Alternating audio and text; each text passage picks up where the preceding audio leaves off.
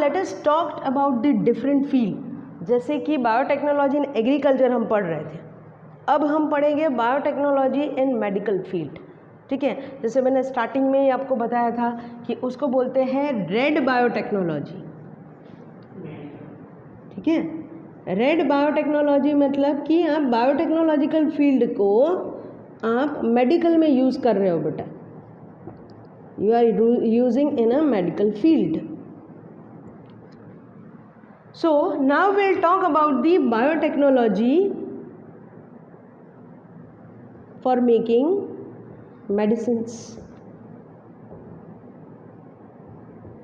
दवाइयाँ बनाने के लिए। ठीक है, थोड़ा इंट्रोडक्टरी पार्ट थोड़ा सा बात करते हैं, उसके बाद हम ऐसी ऐसी चीज़ों के बारे में बात करेंगे जो मेडिकल फील्ड में अपने को काम आती है by the biotechnology. So first of all, अगर हम बायोटेक्नोलॉजी की मदद से बेटा अगर कोई दवाइयाँ बनाते हैं या डायग्नोज करते हैं तो those kind of drugs are known as therapeutic drugs, उसको बोलते हैं थेरोपेटिक्स ड्रग्स। ठीक है, तो ये जो थेरेपेटिक ड्रग्स होती है बेटा, मेडिसिन्स होती हैं, ये कैसे मिली अपने को? ये मिलती है by the recombinant DNA technology की मदद से, RDT, that is recombinant DNA technology. So इसकी मदद से हमको ये थेरेपेटिक ड्रग्स मिलती हैं। अब ये ड्रग्स जो है ये क्या करेगी, ये डायग्नाइज भी कर सकती है और ये हेल्थ केयर में कोई डिजीज़ हुई हो तो उसको कम करने के लिए या उसको दूर करने के लिए यूज़ होती है। ठीक है, तो थेरेपेटिक ड्रग्स क्यों देते हैं बेटा, कि ताकि डिजीज़ जल्दी क्योर हो सके। तो ये क्या है बेटा, किस में मदद करेगा? RDT, रिकॉम्बिनेंट डीएनए टेक्नोलॉजी अपने को मदद करेगा हेल्थ केयर इश्यूज़ में, अपनी हेल्थ की केयर करने के लिए, दवाइयाँ बनाने के लिए। तो फिर एक और भी हमारे दिमाग में एक चीज़ आती है कि क्या मैम ये थेरेपेटिक ड्रग्स अच्छी होती है, क्या इसके साइड इफ़ेक्ट्स होते हैं? तो नॉर्मली जब इसका टेस्टिंग होता है बेटा तो इसके साइड इफ़ेक्ट नहीं होते हैं। इम्यूनोलॉजिकल रिस्पॉन्स जो होता है बॉडी के अंदर वो अच्छा रहता है। ठीक है, सो अगर हम थेरेपेटिक ड्रग्स लेते हैं बेटा तो इसका they are without immunological response, अपने को इम्यूनोलॉजिकल रिस्पॉन्स अच्छे मिलते हैं, हमारी इम्यूनिटी चेंज नहीं करते, उल्टा हमारी इम्यूनिटी को बढ़ाते हैं, इंक्रीज़ करते हैं। तो थेरेपेटिक ड्रग्स दूसरी जो ड्रग्स बनती है, जैसे अपने मार्केट में बहुत सारी मेडिसिन्स आती हैं, ठीक है, लेकिन वो मेडिसिन्स का जो वो ह्यूमन रिसोर्सेज से बनती है बेटा, तो ऐसी मेडिसिन्स जो दूसरे ह्यूमन रिसोर्सेज से बनती है, हो सकता है कि उसका इम्यूनोलॉजिकल रिस्पॉन्स होता होगा, वो अपने शरीर में कोई हार्म भी, कोई दूसरे साइड इफ़ेक्ट्स करती होगी। बट जब थेरेपेटिक ड्रग्स की बात आती है तो they don't show any kind of this kind of immunological response, वो अच्छी रहती है, बॉडी के लिए अच्छी रहती है। क्यों? बिकॉज ऑलरेडी उसको दूसरे एनिमल्स के ऊपर भी अप्लाई किया होता है। So this therapeutic drugs are better for proper health care and to cure the diseases. ठीक है, सो थेरेपेटिक ड्रग्स जो है बेटा पूरे वर्ल्ड में, मतलब अभी जो बायोटेक्नोलॉजी की मदद से जितनी भी पूरी दुनिया के अंदर जो ड्रग्स बनाई हैं वो 30 जितनी हैं, इट्स अप्रॉक्सीमेटली 30 थेरेपेटिक ड्रग्स, 30 जितनी, मतलब जो पूरे दुनिया में है 30 therapeutic drugs are found in the world. ठीक है, लेकिन क्या ये 330 अपने भारत के अंदर है? नहीं, ये 30 नहीं है बेटा, इसमें से सिर्फ 12 ही ऐसी हैं जो इंडिया के अंदर जिसकी मार्केटिंग होती है। इंडिया में जो मार्केटिंग होती है बेटा, इन मार्केट हमारे जो मार्केट में है that is only 12। So 12 are present in the market of India and 30 are present in the world. पूरी दुनिया में 30 जितनी थेरेपेटिक ड्रग्स हैं कि जो बायोटेक्नोलॉजी की मदद से बनाई गई है। ठीक है, तो इस एप्लीकेशन को, ये बायोटेक्नोलॉजी को मेडिसिन में किस तरीके से अप्लाई करेंगे, तो वो हम दूसरे जो कुछ फील्ड हैं उसके बारे में बात करते हैं। 3 चीज़ों के बारे में यहाँ हम बात करेंगे। पहला, genetically engineered insulin, engineered insulin, इसके बारे में बात करेंगे बेटा, किस तरीके से इंसुलिन बनता है। दूसरी अगर बात करें तो will talk about the ADA, ADA के बारे में बात करें, एडिनोसिन डीएमिनोज डेफिशिएंसी। अब ये जो एडीए की बात करेंगे that will under the topic gene therapy. बहुत ही इंपॉर्टेंट टॉपिक है बेटा जीन थेरेपी, किस तरीके से आप जीन को चेंज करके बचा सकते हो, इम्यूनिटी को स्ट्रॉन्ग कर सकते हो। ठीक है, तो वो हम बात करेंगे। और इसके ही अंडर में हम दूसरी SCID डिजीज़ के बारे में बात करेंगे। ठीक है, so we will talk in detail. Third thing जो हम बात करने वाले हैं बेटा, that is the molecular diagnosis. ठीक है, कि किस तरीके से आप मॉलिक्यूलर डायग्नोसिस कर सकते हैं। So these are the 3 main important topic we are going to cover in biotechnology for medicines, कि दवाइयों के अंदर कैसे कैसे हम बायोटेक्नोलॉजी का यूज़ करने वाले हैं। तो आई होप ये इंट्रोडक्शन आपको समझ में आया होगा कि किस तरीके से थेराप्यूटिक ड्रग्स काम आती है नॉर्मल ह्यूमन बींग्स को। ठीक है, और थोड़ी सस्ती भी होती है बेटा, इतनी महंगी नहीं होती है। ठीक है, so let us talk about this 3 points. Genetically engineered insulin AD है, and the third is molecular diagnosis. तो सबसे पहले हम क्या बात करेंगे बेटा, about the genetically engineered insulin, कि इंसुलिन कैसे बना था, उसकी हिस्ट्री क्या है, तो उसके बारे में थोड़ा डिटेल में बात करते हैं। So write down the topic genetically engineered, I am writing A here, engineered insulin।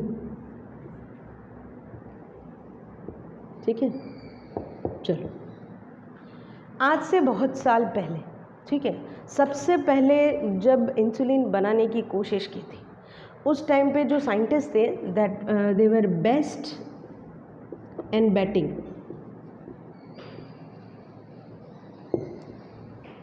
ठीक है, अलॉन्ग विथ मैक्लिओइड, एक दूसरा भी था मैक्लिओइड।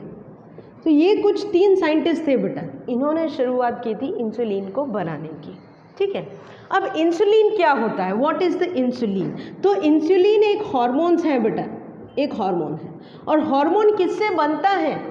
प्रोटीन से बनता है। प्रोटीन किससे बनते हैं?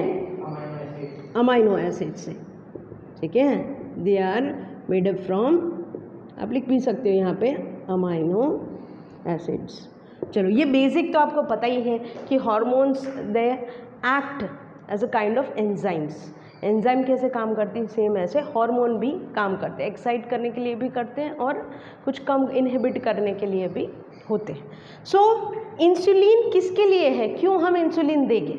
Insulin is given to which person? क्यों देते हैं इंसुलिन? इंसुलिन देते हैं डायबिटीज़ वाले को बेटा, जिसको डायबिटीज़ हो जाता है, जिसको ब्लड शुगर का प्रॉब्लम रहता है।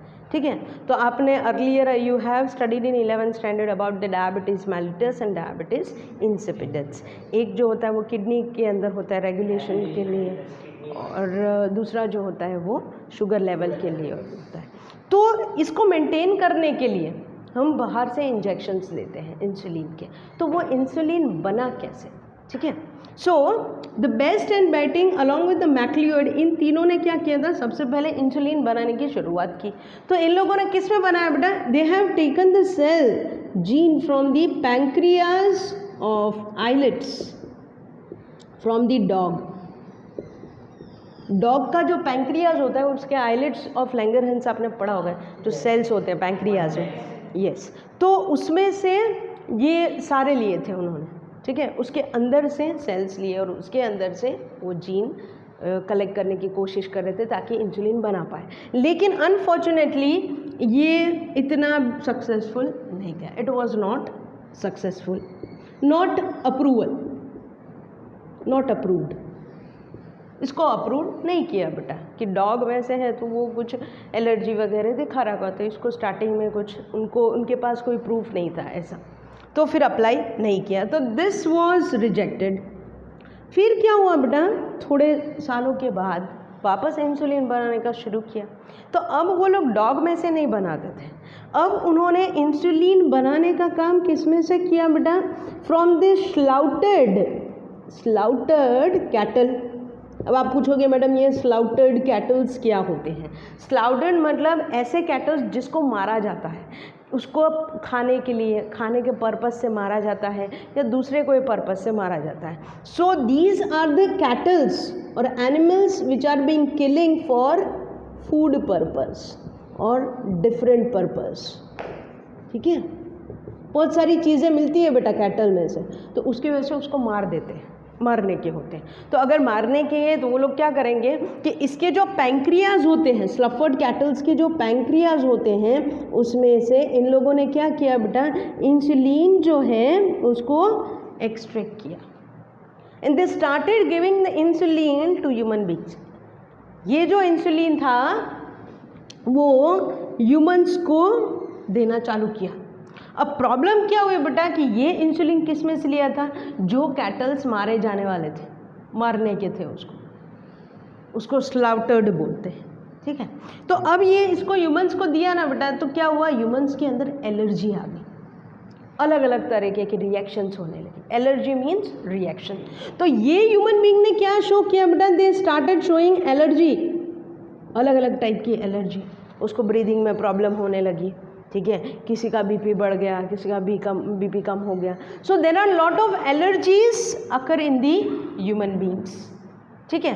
तो अब हुआ क्या कि इसको भी अप्रूव नहीं किया, दिस वॉज ऑल्सो रिजेक्टेड। कुछ टाइम के लिए ये मार्केट में आया था, फिर एकदम से इंसुलिन बंद हो गया। बट अब डायबिटीज़ की प्रॉब्लम तो बहुत हो रही है बेटा, आपको भी पता है, बहुत सारी चीज़ें मार्केट में अभी अवेलेबल है, शुगर फ्री थिंग्स आपको मिलती हैं मार्केट में जो कि दी जाती हैं।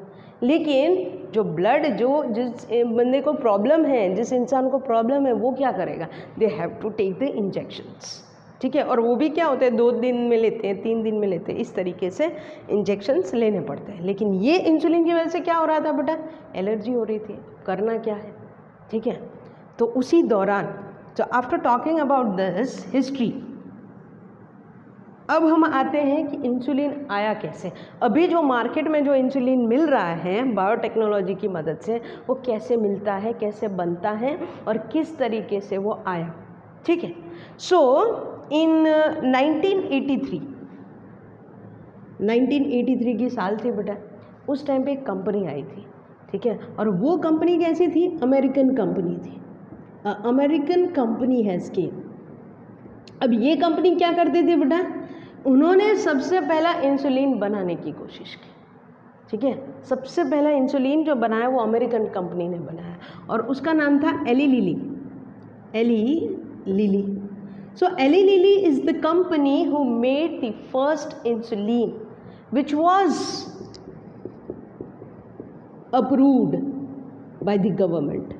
पहला इंसुलिन बना बेटा जो गवर्नमेंट ने अप्रूव किया ह्यूमन को देने के लिए। उसको ह्यूम्यूलिन भी बोल सकते हो आप, you can also name it Humulin. क्यों बेटा ह्यूम्यूलिन बोलेंगे, बिकॉज ह्यूमंस के लिए बनाया था, तो ह्यूम्यूलिन बोल सकते हो आप।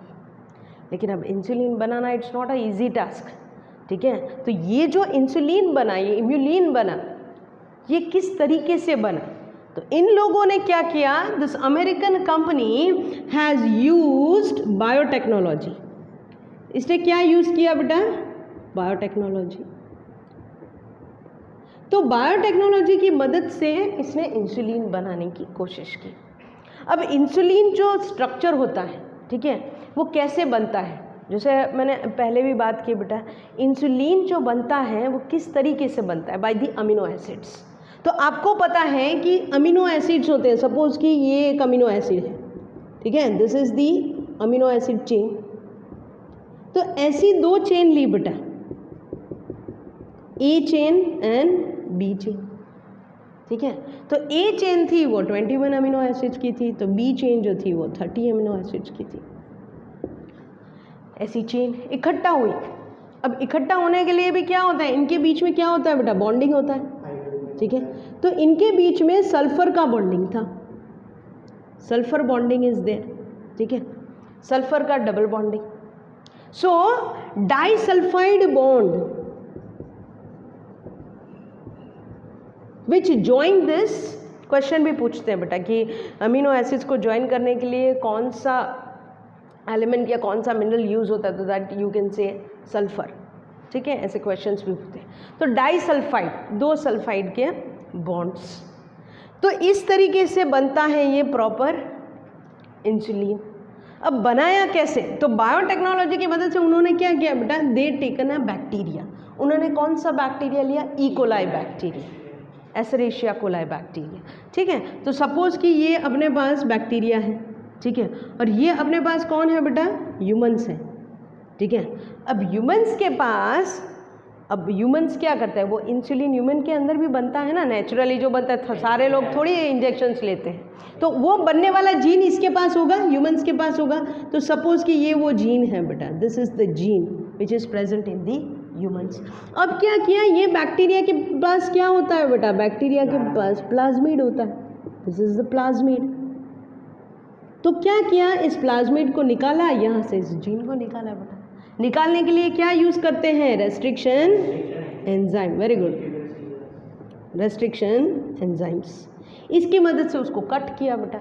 अब कट करके क्या किया, सपोज कि ये अपने दूसरे कलर से बनाते हैं ताकि आपको समझ में आएगा, ठीक है। So this is a plasmid. अब किया क्या, ये प्लाज्मिड यहाँ पे लिया। अब ये जीन जो हमने इंसानों में से निकाला था, जो किसके लिए रिस्पॉन्सिबल है, इंसुलिन बनाने के लिए, तो अब ये इसके अंदर डाल दिया आपने, चलो ये प्लाज्मिड रेडी हो गया बेटा, ठीक है। So this has been joined with the help of DNA ligase, very good, मिल गया आपने को ये। अब simply what you have to do, you have to insert in a bacteria, एक बैक्टीरिया में डाल, और ये बैक्टीरिया की मदद से बहुत सारे ऐसे जीन्स बना दिए, ठीक है, बहुत सारे उसके रिस्पॉन्सिबल जो थे वो बहुत सारे बना दिए। अब क्या होगा कि ये जो इंसुलिन बना उसमें ए चेन थी, बी चेन थी और सी चेन थी। A peptide chain, B peptide chain and C peptide chain. अब आप बताओगे कि मैडम ये क्या है, ये तीनों तीन क्यों आई, और तीनों तीन जुड़ी हुई है बेटा, सल्फर के डाइबन से ये सब जुड़ा हुआ है, दे आर जॉइनेड। तो अब क्या करेंगे, अब तो ये तो ज्वाइन किए हुए हैं। अब क्या होता है, इसको क्या बोलते हैं, the first insulin and not the human insulin, that is the pro hormone.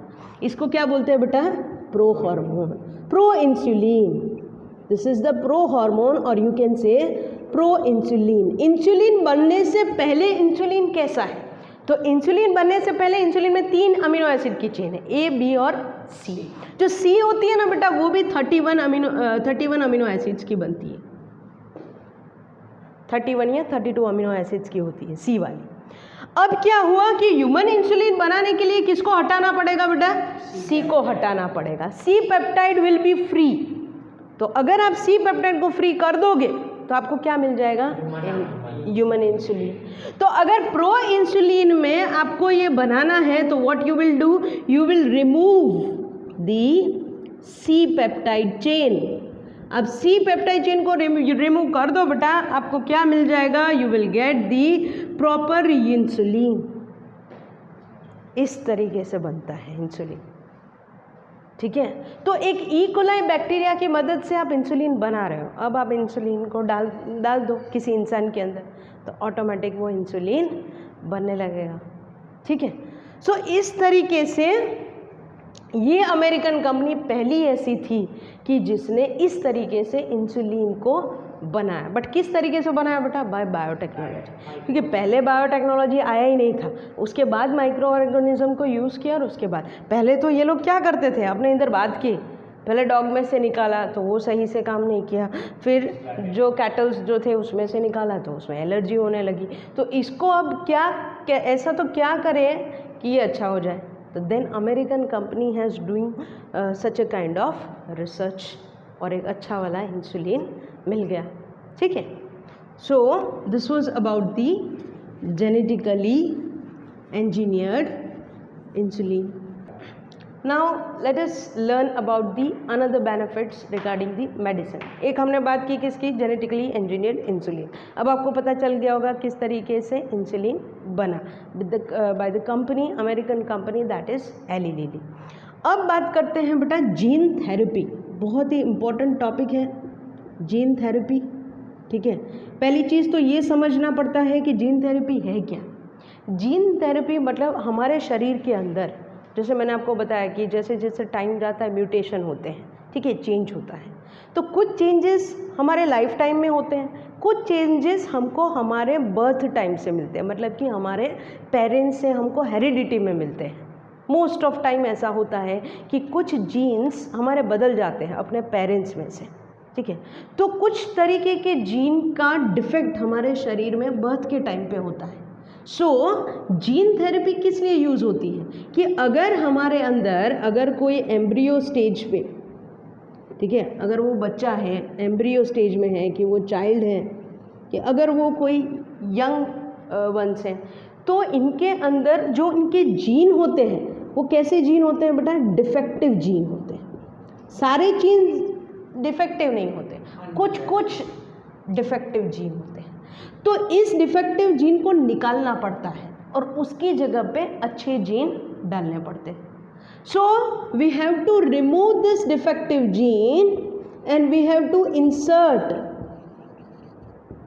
a good gene or a required gene। जो उसके लिए रिक्वायर्ड है वो जीन हम उसको डालते हैं। तो अल्टीमेटली जीन थेरेपी का पर्पस क्या है बेटा? कि अगर एम्ब्रियो स्टेज में और अगर बर्थ के टाइम या अगर इंसान के अंदर कोई जीन डिफेक्टिव है, जैसे कैंसर हुआ, तो कैंसर हुआ तो इसका भी कुछ जीन में डिफेक्टिवनेस होगा, तब जाके ही वो प्रोटीन्स बना होगा, वो प्रॉब्लम आई होगी। तो ऐसे डिफेक्टिव जीन को क्या करने का? निकाल देने का और उसकी जगह पे अच्छे वाले इंसर्ट करने। तो gene therapy is also known as corrective therapy. इसको आप करेक्टिव थेरेपी बोल सकते हो। क्यों?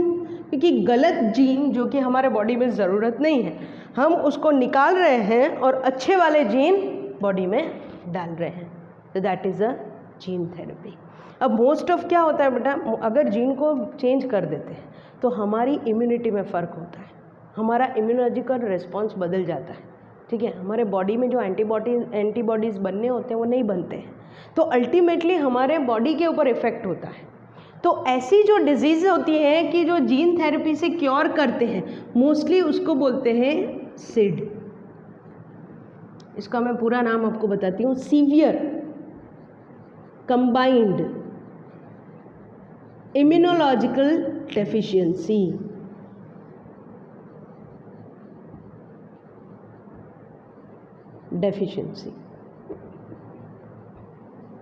तो ऐसी कुछ इम्यूनोलॉजिकल डेफिशिएंसी को अगर आपको क्योर करना है तो आप क्या करोगे बेटा? You will use gene therapy. उसके रिस्पॉन्सिबल जो डिफेक्टिव जीन है उसको करेक्ट कर दो और अच्छे वाले जीन उसके अंदर डाल दो।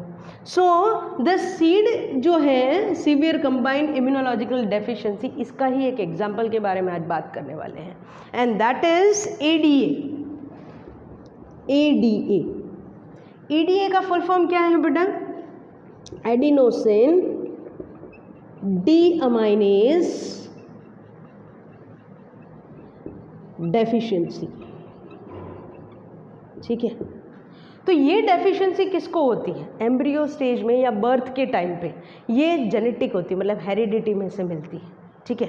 अब जिसको एडिनोसिन डीअमाइनेज डेफिशिएंसी है बेटा, उसको क्या होगा? उसको क्या प्रॉब्लम होगी? पहली चीज़ तो उसको ये प्रॉब्लम होगी कि वो बेचारे के अंदर एक ऐसा जीन नहीं है कि जो एडीए बना नहीं सकता है। और एडीए किसके लिए रिस्पॉन्सिबल है? For the immunological response, immunity बढ़ाने के लिए। अगर एडीए नहीं है बेटा तो इसकी इम्यूनिटी बहुत वीक होगी, ठीक है, तो इम्यूनिटी बहुत कम होगी। तो अब क्या होगा? कोई बच्चा है, अब बच्चे के अंदर एडीए नहीं है, एडीए बनाने वाला जीन नहीं है, या उसमें कोई डिफेक्ट है, तो क्या होगा? उसकी इम्यूनिटी कैसी होगी बेटा? वीक होगी। और अगर कोई इम्यूनिटी वीक है तो क्या होगा? और सारी डिजीजेस होने लगती है, हम उसके सामने लड़ नहीं पाते, ठीक है। तो इम्यूनोलॉजिकल रिस्पॉन्स हमें हमारे पेरेंट्स में से मिलता है, ठीक है। तो अब हम क्या कर सकते हैं बेटा? कि स्टडी कर सकते हैं। तो ऐसी भी स्टडी हुई कि ऐसी बच्ची, एक छोटी सी बच्ची थी 4 इयर्स की बच्ची थी, 4 इयर्स, एक गर्ल थी छोटी सी 4 साल की बच्ची, उसको ये प्रॉब्लम हो गया एडीए का।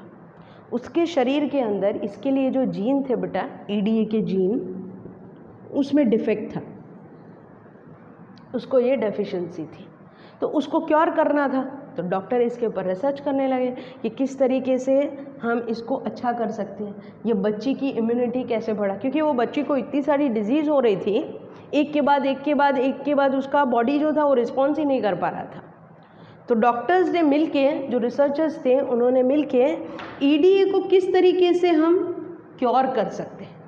तो फिर जैसे जैसे बायोटेक्नोलॉजी आ रहा था तो उस टाइम पे फिर ये एडवांस बायोटेक्नोलॉजी के बारे में बात की, तो उस टाइम पे जीन थेरेपी का यूज़ हुआ।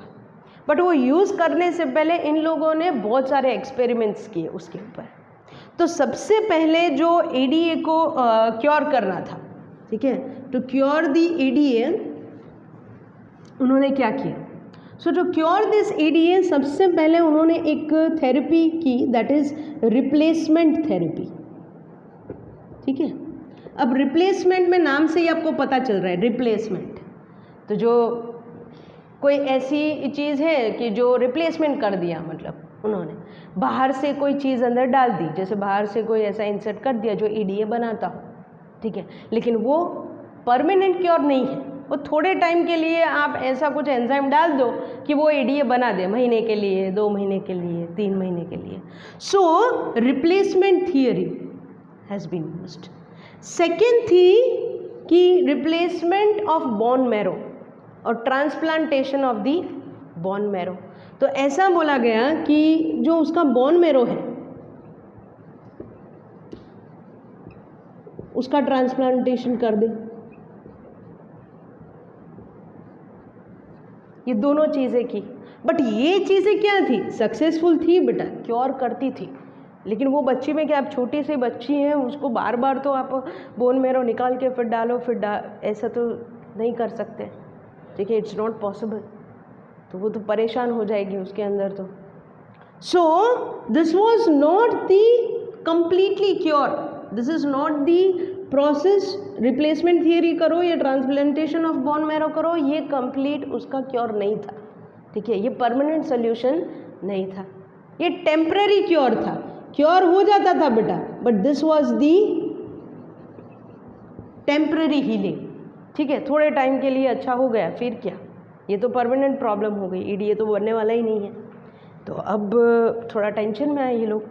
फिर उन्होंने क्या किया बेटा, एक तीसरी चीज़ यूज़ की, उन्होंने क्या किया कि लिम्फोसाइट्स, बोन मैरो में से कुछ सेल्स लिए और लिम्फोसाइट्स जो थे,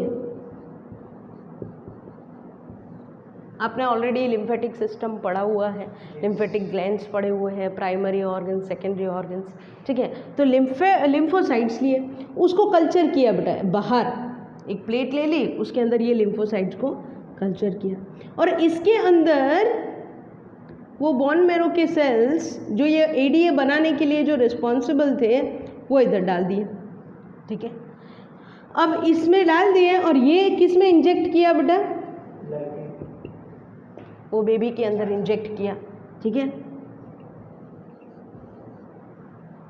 ऐसा बार बार करना पड़ रहा था। जैसे ये रिप्लेसमेंट थियरी था तो उसमें क्या इंजेक्शन की मदद से दे दिया, पर एक प्रॉपर अमाउंट होता है, रिप्लेसमेंट थियरी लो, ट्रांसप्लांटेशन हो, एक प्रॉपर अमाउंट में होता है, बल्क अमाउंट में आप नहीं कर सकते, वरना वो मर जाता है, वो बॉडी उसको एक्सेप्ट नहीं कर पाता है, ठीक है। सेम वैसे लिम्फोसाइट्स और ईडीए के जो प्रोटीन्स थे, जो जीन्स थे, उसको बनाते, उसको साथ में इंजेक्ट किया बोन मैरो में से निकाल के, ठीक है, ये बोन मैरो में से निकाल के किए, फिर उसको इंजेक्ट किए बेबी के अंदर। अब प्रॉब्लम क्या आ रहा था बेटा कि बार बार करना पड़ रहा था, पीरियोडिक इन्फ्यूजन्स कर रहे थे, पीरियोडिक इन्फ्यूजन्स। क्यों? क्योंकि वो सेल जो है दैट इज नॉट इमॉर्टल, हमेशा के लिए फिर वो नहीं रहता है, वो तो बदल जाता है, तो आपको बार बार डालना पड़ता है, पीरियोडिक इन्फ्यूजन्स करने पड़ते हैं। पीरियोडिक इन्फ्यूजन्स मतलब कि बार बार डालना, एक बार इंजेक्ट किया वापस 15 दिन बाद डालो, क्योर हो जाता था नो डाउट, बट आपको बार बार डालना पड़ रहा है। तो ये सारे प्रॉब्लम एक छोटी सी बच्ची फेस कर रही है, ठीक है। अब क्या हुआ, अब आती है अपनी जीन थेरेपी।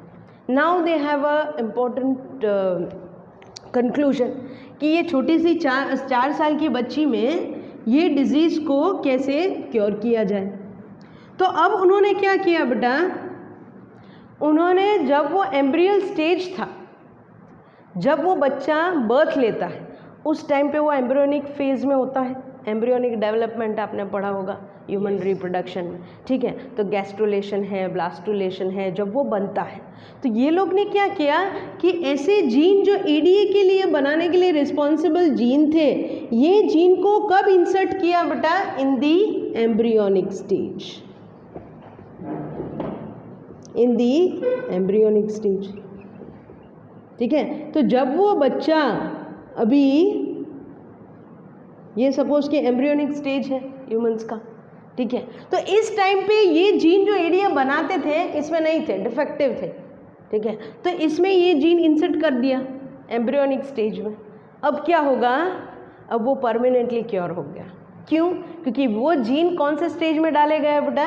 एम्ब्रियोनिक स्टेज में डाले गए, और अब उसको वो प्रॉब्लम जो थी वो परमानेंट सोल्यूशन मिल गया, परमानेंट क्योर। तो ये कैसे डाला? ये जीन निकाल के जीन डालना, that is a biotechnology. ADA का जीन किसी में से निकाला, उसको कट किया विद द रेस्ट्रिक्शन एंजाइम, फिर इसमें डाला, that is a gene therapy. अच्छे वाले जीन लेके वो ख़राब वाले जो जीन थे उसको निकाल दिए एम्ब्रियोनिक स्टेज में, और वो बच्चा जब बर्थ लेता है, बाहर आता है 9 महीने बाद, तो ही विल और she will not face the ADA deficiency, ठीक है। So this kind of immunological response, ऐसी जो डिजीजेज होती है वो किस तरीके से उसका सल्यूशन होता है? जीन को करेक्ट करने से। अगर आप उसके जीन एम्ब्रियोनिक स्टेज में, ये कभी आपने वो पढ़ा होगा कि एमनियोस्टेंसेंसिस करते हैं, एमनियोस्टेंसेंसिस मतलब कि अगर कोई क्रोमोसोमल डिफेक्ट होता है तो उसका एमनियोटिक फ्लूइड लेके ही उसमें देख लेते हैं क्रोमोसोम्स में कोई डिफेक्ट तो नहीं है, ठीक है। पर उसमें प्रॉब्लम ये होती है कि उसमें पता चल जाता है कि लड़का है कि लड़की। एमनियोस्टेंसेंसिस जो होता है उसमें पता चल जाता है, इसकी वजह से डॉक्टर वो नहीं करते हैं। बट कभी कभार अगर हेरिडिटी में प्रॉब्लम है, कोई कैंसर है, किसी को ऐसा कोई प्रॉब्लम है, तो वो टेस्ट करवाते हैं with the permission of the doctors, government, ठीक है। गवर्नमेंट कुछ ही डॉक्टर्स को परमिट किया जाता है। लेकिन ये जो चीज़ें हैं ये कब होती है बेटा? कि अगर वो एंजाइम, वो जीन उसके अंदर डिफ़ॉल्ट है या डिफेक्टिव है तो उसको करेक्ट कर सकते हो। So this is just an example, ADA is just an example. Replacement theory भी की, ये ट्रांसप्लांटेशन बोन मेरो का भी किया, लिम्फोसाइट्स को लेके कल्चर भी किए, लेकिन ये सब क्या था? टाइम बीइंग था। This was just the time being. अगर आपको परमानेंट क्योर करना है तो you have to use such a kind of method and that is the gene therapy, ठीक है। इस तरीके से आप समझा सकते हो। So this was the gene therapy. Now let us talk about the molecular diagnosis. अब तक हमने क्या बात की बेटा? जेनेटिकली इंजीनियर्ड इंसुलिन कैसे बनता है और किस तरीके से जीन थेरेपी की जाती है, किस तरीके से जो ख़राब जीन होते हैं उसको निकाल के अच्छे वाले जीन इंसर्ट करके हम कोई भी डिजीज़ को दूर कर सकते हैं, उसकी डेफिशिएंसी को दूर कर सकते हैं, वो भी परमानेंट क्योर कर सकते हैं। तो बाय द जीन थेरेपी, क्योंकि ऐसा नहीं है कि दूसरी थेरेपी अवेलेबल नहीं है, थेरेपी अवेलेबल है, लेकिन अगर परमानेंट क्योर करना है तो आपको उसके जीन निकालने पड़ेंगे, तो ही आप कर पाओगे।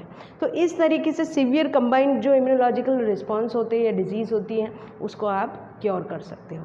Now will talk about the molecular diagnosis. Molecular diagnosis, अब मॉलिक्यूलर लेवल पे आप किस तरीके से डायग्नोसिस करोगे? तो कोई भी डिजीज़ जब होता है बेटा, अपनी हेल्थ को कोई भी प्रॉब्लम होता है तो हमेशा क्या होता है? उसके सिम्टम्स दिखते हैं, ठीक है। आपके शरीर में कोई रिएक्शन होगा, ठीक है। जैसे आपको सिर दर्द हो रहा है, ठीक है, आप बैठे बैठे आपको चक्कर आ रहे हैं, तो जस्ट इस तरीके के कुछ सिम्टम्स आपको दिखेंगे आपके शरीर में। आप चक्कर खा के गिर जाओगे तो पता चलेगा कि आपके बॉडी के अंदर वीकनेस है। तो ये सब स्टडी करने के लिए मोस्टली जो हम फॉलो करते हैं दैट इज़ पैथोफिजियोलॉजी। पैथोफिजियोलॉजी, इसके बारे में बात करेंगे। पैथो मतलब पैथोलॉजी, पैथोजन जो होते हैं उसकी फिजियोलॉजी अगर आप स्टडी करो तो आपको पता चलेगा कि अगर वो बॉडी में जाता है और फिर क्या इफ़ेक्ट करता है। कोई भी पैथोजन बाहर से बेटा जब बॉडी में आता है, फॉर एग्जांपल अगर पैरासाइट भी आता है, अगर मलेरिया भी होता है, प्लाज्मोडियम भी आपके शरीर में आता है, तो कैसे सिम्टम्स दिखते हैं? आपको बुखार आने लगता है, ठीक है। तो आपने ये डिजीज़ के अंदर पढ़ा होगा, मलेरियल साइकिल में आपने पढ़ा होगा कि किस तरीके से आपको सिम्टम्स, अलग अलग सिम्टम्स होते हैं। फिर आपके ब्लड सैंपल चेक करते हैं, तब पता चलता है कि अच्छा ये चेंजेस हो रहा है। तो कुछ ना कुछ सिम्टम्स आपको दिखते हैं। तो एक अपने पास एक रेमेडी ये भी है बेटा कि पैथोफिजियोलॉजी करके हम स्टडी कर सकते हैं वो कौन सा पैथोजन है और उसका क्या इफेक्ट है। अब डिजीज़ बहुत सारी है, ठीक है, they are various diseases in our surroundings which is causing some kind of effect in human body, ठीक है, बहुत सारी डिजीज है। अब सबसे पहली चीज़ क्या करोगे, सबसे पहली चीज़ करना पड़ेगा जनरल डायग्नोसिस, ठीक है। अब जनरल डायग्नोसिस कैसे करोगे, तो आप यूरिन है, यूरिन टेस्ट करवा सकते हो, आप सीरम का टेस्ट करवा सकते हो बेटा, ठीक है। व्हाट इज़ सीरम, तो सीरम भी हमने बोला था कि जब आपने ब्लड सर्कुलेशन में पढ़ रहे हो तो प्लाज्मा में से जो फाइब्रिनोजन जो प्रोटीन्स है वो निकाल देते हो और जो बचा कुचा पार्ट होता है दैट इज़ द सीरम।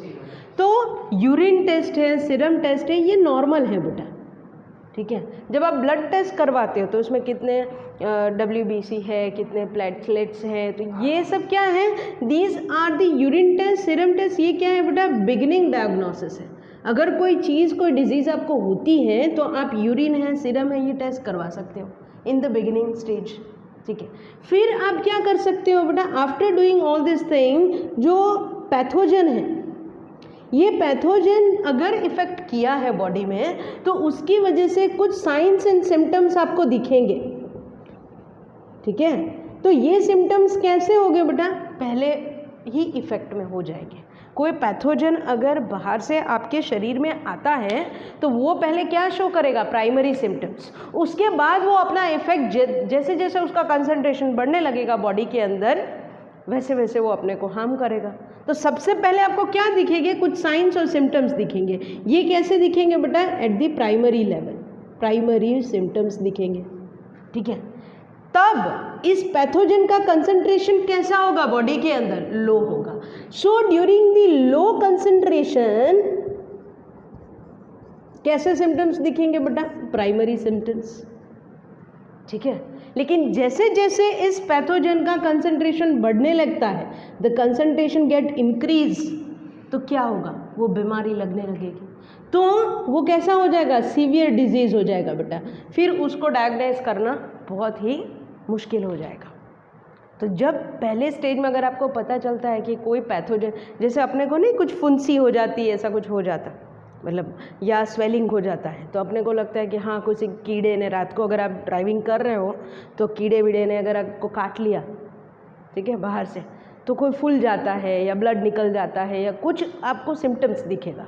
उस सिम्टम्स को देख के आप कहाँ जा सकते हो, डॉक्टर को पहले प्राइमरी डिटेक्शन करवा सकते हो, डायग्नोसिस करवा सकते हो कि क्या ये जो पॉइजन है उसका वो मेरे बॉडी में तो नहीं गया।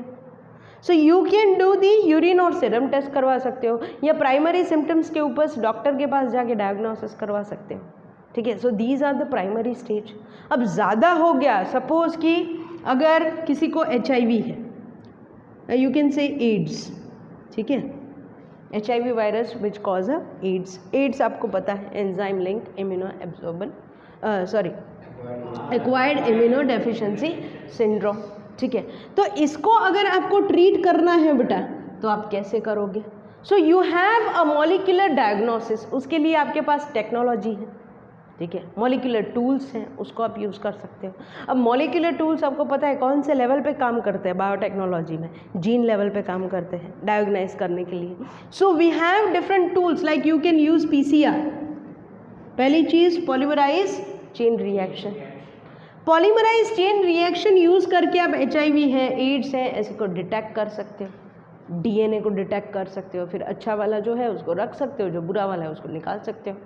सो पॉलीमराइज चेन रिएक्शन जो हमने पढ़ा था, पॉलीमराइज चेन रिएक्शन, आप दूसरी भाषा में इसको एम्प्लीफिकेशन ऑफ जीन भी बोल सकते हो। जीन को एम्प्लीफाइड करने के लिए हम बहुत सारे जीन्स बनाने के लिए हम PCR यूज़ करते हैं। सेकेंड इज अलाइसा टेस्ट, ये एक टेस्ट है बेटा, इसको बोलते हैं एंजाइम लिंक्ड इम्यूनो एब्जॉर्बेंट, ऐसे एब्जॉर्बेंट, ऐसे।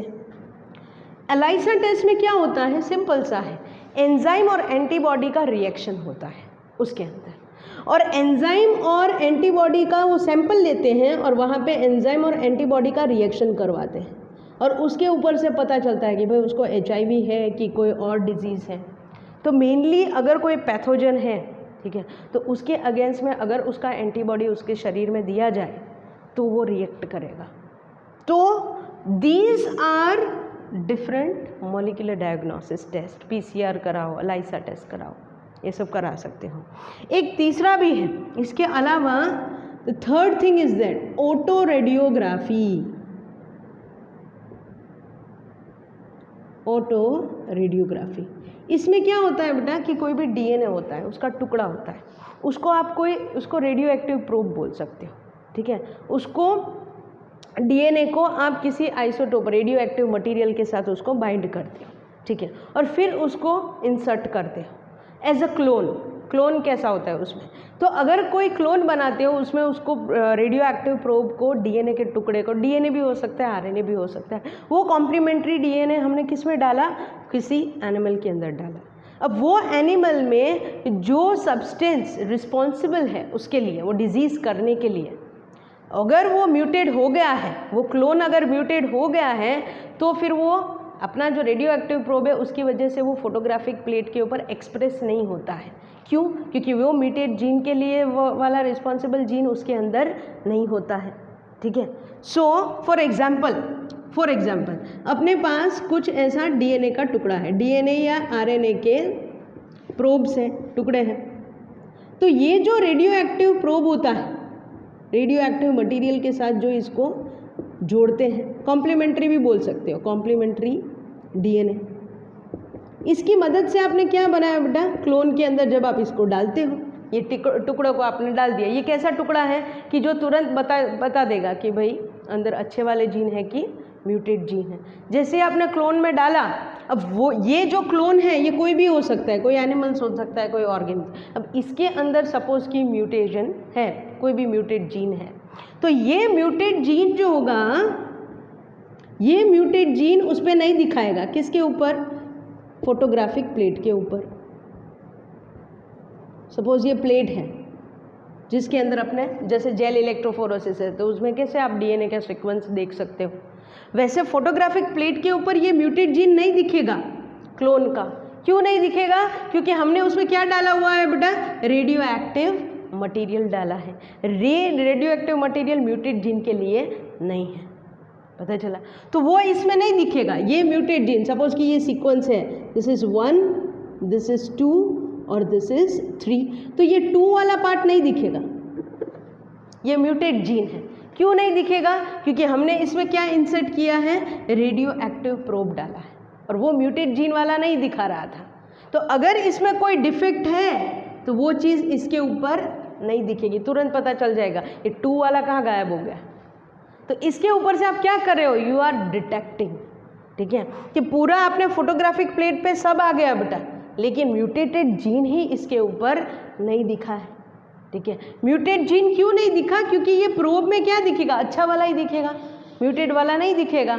तो सपोज म्यूटेड वाला इसमें नहीं दिखा, इसका मतलब क्या है कि ये क्लोन के अंदर कोई प्रॉब्लम है, तो आप उसको डायग्नाइज कर सकते हो by using radio active probe, ठीक है। तो ये रेडियो एक्टिव प्रोब अंदर डालते हैं, ये DNA के जो टुकड़े होते हैं उसको रेडियो एक्टिव सब्सटेंस के मदद से अंदर इंसर्ट किया जाता है, ताकि पता चले कि कौन सा म्यूटेटेड जीन है, कौन सा नहीं है, बाहर से डालते हैं।